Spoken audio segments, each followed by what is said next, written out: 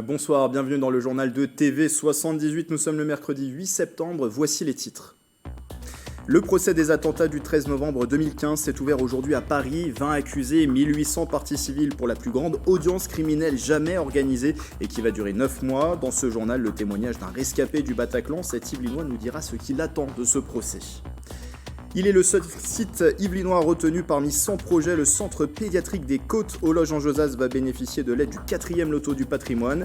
Visite de ce site du 19e siècle qui accueille des enfants lourdement opérés. Sabine Denis sera également notre invitée. Elle est chargée de mission pour la délégation Île-de-France de la Fondation du patrimoine. Enfin, après un été morose, le soleil se remonte en ce début du mois de septembre, des températures bien au-delà des normales de saison et les Yvelinois en profitent avant le retour de la pluie. Nous parlerons également de ce projet d'envergure à Saint-Quentin en Yvelines. Les abords de la gare SNCF, qui est située à Montigny-le-Bretonneux, vont être profondément transformés dans les prochaines années. Le détail tout à l'heure dans cette édition. La France a donc rouvert l'une des pages les plus douloureuses de son histoire. Le procès des attentats du 13 novembre 2015 s'est ouvert aujourd'hui à Paris. 130 victimes y ont perdu la vie et des centaines de blessés lors de ces attaques perpétrées au Bataclan, au Stade de France et sur les terrasses de café du 10e et 11e arrondissement de la capitale. Le procès se déroule devant la cour d'assises spéciale installée à l'ancien palais de justice de Paris. Une salle y a été construite pour l'occasion. 20 individus sont accusés, 14 seront présents, dont le seul terroriste encore vivant. Et les 6 autres sont visés par un mandat d'arrêt. En face, environ 1800 parties civiles, dont 300 témoigneront au cours des 5 prochaines semaines. Le procès va durer 9 mois. Et 6 ans après les faits, les événements tragiques survenus à Paris et à Saint-Denis vont être décortiqués pendant 9 mois. Qu'attendent les familles des victimes de ce procès et aussi les rescapés? Écoutez le témoignage d'un Yvelinois. Il était au Bataclan le soir du 13 novembre 2015. Justine Brasier l'a rencontré. 130 morts, 1800 parties civiles, 20 accusés. Le procès des attentats du 13 novembre 2015 a débuté à Paris ce 8 septembre à midi. Un procès attendu 6 ans après les faits pour clore le volet judiciaire de cette affaire, mais aussi redouté. Il y a un contexte un peu pesant, ça hante nos esprits, la presse ne parle que de cela. Je sais que les avocats des parties civiles travaillent en collaboration pour être efficaces, pertinents. Et je crois que le dossier qui va être présenté à la cour d'assises spéciale est plutôt béton. 3 attaques perpétrées simultanément au Bataclan, au Stade de France et aux abords des terrasses parisiennes. Thibaut, Yvelinois, était venu assister au concert de rock avec sa femme ce soir du 13 novembre 2015. Il se souvient. Il y a eu les fameux bruits de pétards que beaucoup de personnes ont rapportés. Et donc j'ai attrapé mon épouse et nous sommes allongés par terre. Il y a eu un moment, j'ai relevé la tête et là la salle était allumée et j'ai vu au niveau du bar un jeune homme qui tirait sur les personnes qui étaient au sol. Et c'est là que j'ai compris que si on restait là, on allait se faire tuer, c'était certain. Et si on essayait de partir, peut-être qu'on allait recevoir une balle, mais au moins on aurait essayé et peut-être qu'on aurait aussi la chance de sortir de là. À chaque fois qu'on entend une détonation d'une arme ou une rafale, on se disait que la prochaine est peut-être pour nous. Le couple arrive à rejoindre les loges. Une jeune femme creusera alors un trou dans le faux plafond d'un cabinet de toilette, endroit par où ils s'échapperont. Ils resteront 3 heures immobiles dans les combles avant d'être secourus par le raid. Le raid nous organise pour sortir et quitter le Bataclan en envoyant le moins possible. Ce qui est, on sort en file indienne en regardant par terre. Mais la vision périphérique fait qu'on capte quand même des informations et c'est le chaos absolu, le chaos est total. Il y a du sang absolument partout, il y a des éclats de balles, tout est cassé, tout est dévasté, il y a des corps absolument partout. Aujourd'hui, Thibaut fait partie de l'association 13-11-15 qui soutient les victimes du 13 novembre. Il s'est porté partie civile pour le procès. Selon lui, on ne passe pas à autre chose, mais il faut avancer. On ne passera jamais à autre chose. C'est déjà par respect pour les personnes qui ne sont pas sorties de là, parce qu'il y a une culpabilité très très forte. Nous, on a eu la chance de sortir de là sans être blessés, sans perdre un proche. Mais il y a quand même 90 personnes qui sont mortes au Bataclan. Le procès devrait durer 9 mois pour un verdict en mai 2022. Une web radio dédiée uniquement aux parties civiles, victimes ne pouvant être présentes, a été mise en place pour suivre le procès à distance. Et pour l'heure, 400 victimes des attentats ont demandé l'accès à cette web radio. Vivant le procès à distance, elles auront un accès à une assistance psychologique dédiée via un numéro d'urgence mis en place par 2 associations, Paris Aide aux victimes et France Victimes. Voilà ce qu'on pouvait vous dire au sujet de cette actualité. L'ouverture aujourd'hui de ce procès des attentats du 13 novembre 2015, il va durer 9 mois. Dans l'actualité locale, ce projet d'envergure en cours de conception, le promoteur immobilier Codic va réaménager les abords de la gare de Saint-Quentin en Yvelines. Un projet à partir de l'anneau rouge qui va être totalement transformé. En attendant, d'autres chantiers sont en cours de finition. Les détails de Nicolas Landry sur des images de Patrick Jacques de Dixmude. Voilà la future perspective sur la gare de Saint-Quentin en Yvelines depuis le parc des Sources de la Bièvre. Un projet mené par le promoteur immobilier Codic en collaboration avec les pouvoirs publics. Une opération pour remplacer l'anneau rouge datant des années 70 par 2 bâtiments. Au total, ce seront 25 000 m² d'aménagement qui devraient être construits. L'idée, c'est de redonner depuis le parc des Sources de la Bièvre une perspective sur la gare de Saint-Quentin et amener 2 immeubles de part et d'autre avec les nouvelles caractéristiques du bureau qu'on évoque et sur lesquelles on n'arrête pas d'innover. Cette opération, la suite de la construction du bâtiment Native, un chantier en cours, 19 000 m² d'espace, 8 étages au total pour une livraison prévue en mars 2022. Aujourd'hui, dans les travaux qui nous restent à faire, on a 2 points de vigilance importants. Le premier, c'est mettre en place toute la technique qui nous a été commandée par le groupe Orange, qui est une technique qui est à l'avant-garde de ce qui se pratique, notamment en termes de connectivité, voilà, donc des technologies extrêmement poussées. Et puis l'autre sujet, qui est un peu en lien avec la crise sanitaire qu'on est en train de vivre, et sur lequel on est extrêmement vigilant, c'est toutes les problématiques d'approvisionnement, puisqu'aujourd'hui on voit que sur un certain nombre de chantiers, les matières premières manquent. Le locataire de ce bâtiment est l'opérateur Orange. Les premières équipes commenceront à arriver en juin 2022 avec une installation définitive en septembre 2022. Au total, 1200 collaborateurs travailleront ici. Ce seront des chercheurs, des techniciens du réseau et également des équipes de commercialisation. Les équipes vont s'organiser sur des espaces avec des espaces très collaboratifs, des espaces de concentration, des espaces de détente, des espaces de réunion. Le but étant de travailler, je dirais, en mode projet. Ce type d'aménagement s'inscrit dans les nouvelles organisations des espaces de travail. Cette tendance devrait être similaire dans le réaménagement de l'hypercentre de Saint-Quentin en Yvelines. Les journées du patrimoine sont programmées le week-end des 18 et 19 septembre. À quelques jours de cet événement, la mission patrimoine confiée à Stéphane Bern a dévoilé les sites de maillage retenus en 2021 dans le cadre du loto du patrimoine. Et on en parle avec mon invitée Sabine Denis qui est avec moi par visioconférence. Bonsoir.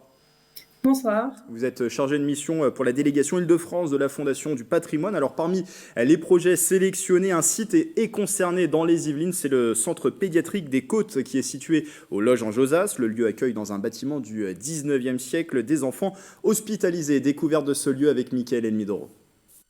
C'est le seul site yvelinois retenu pour le loto du patrimoine 2021. Le centre pédiatrique des Côtes au Loge en Josas a été sélectionné par les équipes de Stéphane Bern. La restauration concerne la toiture du château construit dans la seconde moitié du 19e siècle par la famille Oberkampf spécialisée dans la toile de Jouy. Nous avons constaté ces dernières années des infiltrations d'eau très importantes au sein du château, dans les chambres, dans les cuisines. Quand on a fait venir des experts, on s'est rendu compte que l'ensemble du toit et du zinc du toit devait être changé. On a quelques éléments, comme vous pouvez le voir derrière moi, avec la petite tourelle qui penche dangereusement. Un danger pour les résidents du site. À l'intérieur du château, la structure accueille depuis les années 50 du personnel de santé et des dizaines d'enfants ayant des maladies cardiaques, respiratoires et digestives. Les défauts de la toiture ont des conséquences sur les conditions d'accueil. On a des pans entiers de murs et des chambres qu'on ne peut plus utiliser aujourd'hui. Donc on ne peut vraiment plus prendre en charge un certain nombre de patients. Donc il fallait véritablement faire ces travaux de façon extrêmement urgente. Le coût total de l'opération est estimé à 600 000 € sous réserve de l'état de la charpente. Les travaux vont débuter en janvier 2022. Ce site yvelinois fait donc partie de cette nouvelle édition du Loto du patrimoine organisée par le ministère de la Culture, la Fondation du patrimoine et la Française des Jeux. Sabine Denis, des châteaux aidés par ce Loto du patrimoine, ce n'est pas étonnant, mais voilà, ces édifices avec cette vocation-là, c'est plutôt nouveau, non, un édifice qui a une vocation de santé, hein. On précise que ce centre pédiatrique des Côtes accueille des enfants hospitalisés, hein, sur ce site. Tout à fait, c'est un peu une sélection inédite dans les projets qui ont été retenus cette année au titre d'émaillage. Après, ça répond tout à fait aux critères de la mission Berne, qui sont donc l'intérêt patrimonial, qui est ici caractérisé par l'histoire du site, qui est extrêmement lié à l'histoire de la manufacture de la toile de Jouy. Mais l'état de péril, on a eu des explications dans votre reportage vraiment sur ces sinistres qui impactent directement l'activité du lieu, mais aussi le projet de valorisation, l'attractivité d'un site sur un territoire et son usage. Il faut savoir aussi que ce site est détenu par l'Association de la Charité maternelle de Paris, qui est une institution qui a été créée par Marie-Antoinette. Donc voilà, plusieurs éléments historiques et des éléments aussi vivants par l'affectation du lieu qui sont à retenir. Et qui ont été donc retenus dans le choix de ce site, on l'a compris, avec une urgence à agir pour que ce site continue aussi à vivre et sa vocation actuelle, hein, à accueillir ses enfants. C'était urgent d'agir et de pouvoir lui venir en aide. Oui, tout à fait. Il y a une réelle nécessité, puisque c'est un lieu qui est forcément mis aux normes et contrôlé tous les 4 ans. Et donc, il y avait un impact réel sur l'activité de ce lieu et l'accueil des enfants qui sont sur ce site, des nourrissons jusqu'à 14 ans à peu près, qui viennent pour un temps court ou un temps un peu plus long retrouver des forces et se soigner. Donc un château qui date du 19e siècle et vous avez évoqué son histoire qui est liée à la famille Oberkampf. Juste à côté, à Jouy-en-Josas, il y a cette manufacture de la toile de Jouy qui a été créée. La famille Oberkampf en est à l'origine. Oui, tout à fait. Et c'est cette famille qui a donné le site en 1951 donc, à l'association qui gère, la fondation qui gère aujourd'hui donc ce centre pédiatrique et qui accueille ces enfants. Vous avez parlé de la sélection de ce site, les critères qui ont été retenus pour le choix de ce site spécifique. Comment sont-ils sélectionnés justement ces sites? Comment se fait cette sélection? Alors les projets sont déposés par les propriétaires, que ce soit des fondations, des associations, des communes, des particuliers, sur le site de la mission Berne. Puis ensuite, ils sont examinés par les 77 salariés et plus de 600 bénévoles de la Fondation du patrimoine qui donnent un avis à un niveau local. Puis il y a un comité où sont présents donc, Stéphane Bern, des représentants du ministère de la Culture, de la Fondation du patrimoine et de la Française des Jeux qui statue donc, sur cette sélection. Et donc pour retenir ces sites au sein de ce loto du patrimoine qui est donc proposé depuis le 30 août avec des tickets à gratter qui sont disponibles, comment ça se passe concrètement et finalement comment les montants ensuite sont reversés pour aider ces sites? Comment ça marche?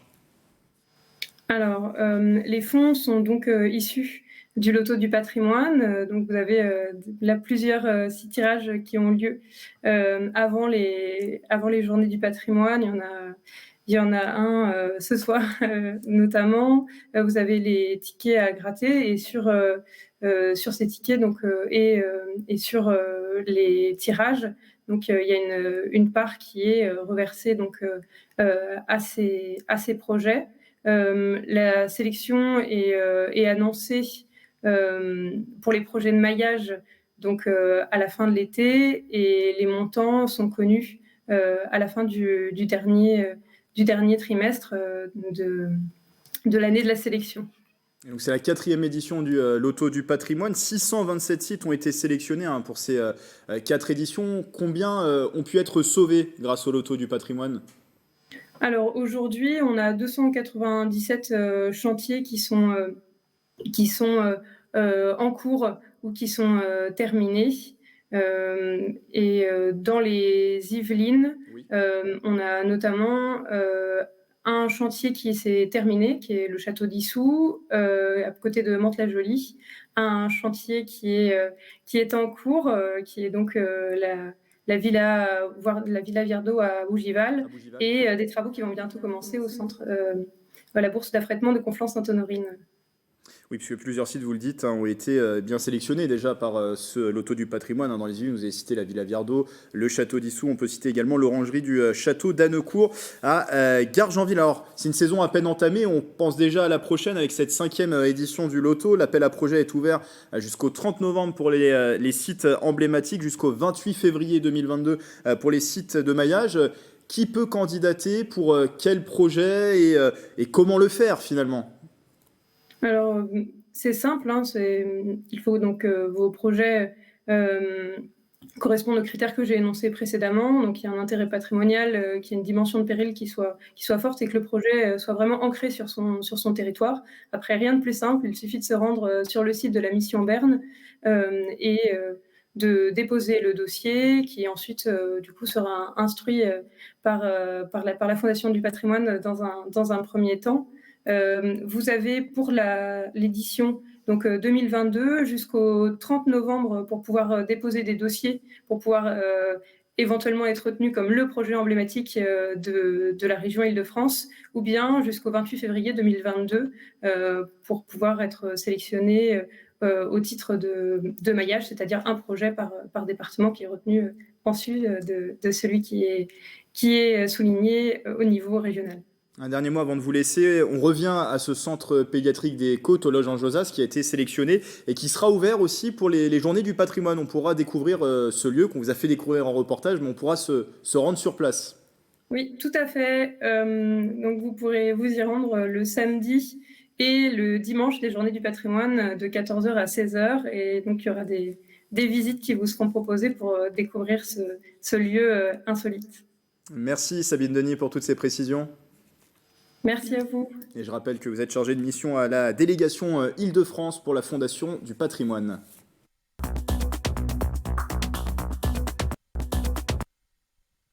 Le retour du trophée Sport Passion pour une 28e édition. De nombreuses personnalités se sont donné rendez-vous au golf de Bethmont à Poissy pour une compétition de golf sous le signe de la bonne humeur. On va peut-être pouvoir voir les images s'afficher dans un instant. Il y avait notamment sur place l'ancien patineur Philippe Candeloro qui est le parrain de ce trophée cette année. Un événement sur lequel TV78 reviendra dans le premier numéro du 7-8 Sport lundi prochain. Donc ce sera sur TV78 et c'est présenté par Mickaël Elmidoro.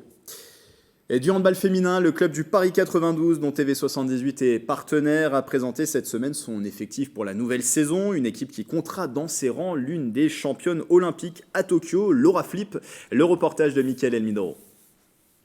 Une nouvelle saison débute pour les Lionnes du Paris 92. L'effectif désormais au complet a été officiellement présenté à l'aube du premier match. Il aura pour objectif de finir sur le podium après avoir terminé dans le top 5 l'année dernière. Les ambitions montent d'année en année, là elles sont de plus en plus fortes. On va maintenant commencer à viser des titres tous les ans. Peut-être pas forcément cette année, mais en tout cas on s'y prépare.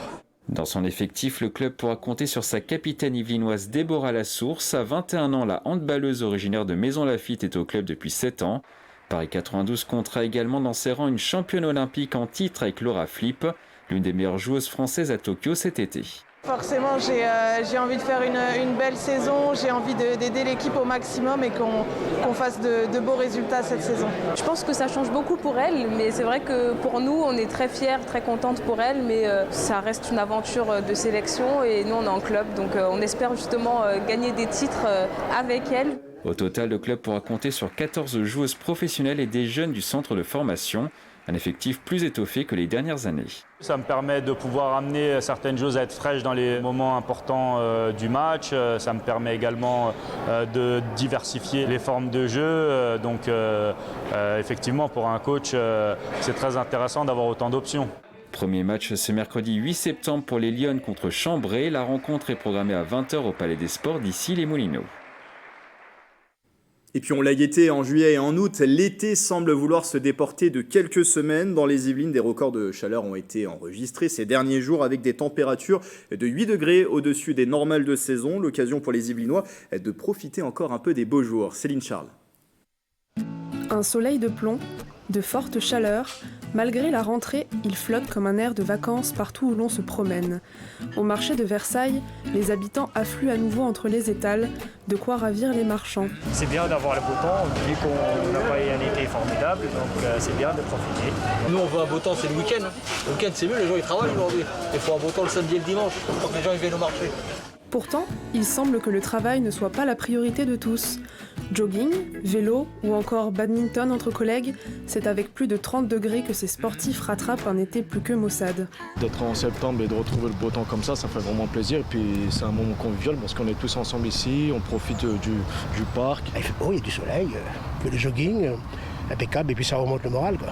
Surtout en ce moment, c'est ce qu'il faut. C'est super sympa parce que ça donne du baume au cœur, ça permet aux gens de retourner dans un espace de travail mais avec le soleil, la chaleur et la beauté des paysages.